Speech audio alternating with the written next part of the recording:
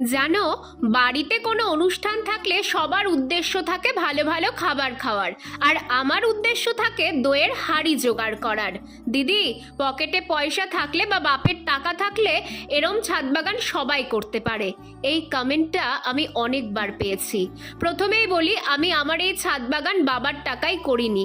আর আমি যদি বলি এই ছাদ বাগান আমি বিনা খরচে করেছি, তোমরা কি বিশ্বাস করবে? হচ্ছে না বিশ্বাস, তাই তো? তাহলে প্রমাণটা দিয়েই ফেলি, চলো। ছাদে গাছ করার জন্য সবচেয়ে দামি জিনিস হলো টব।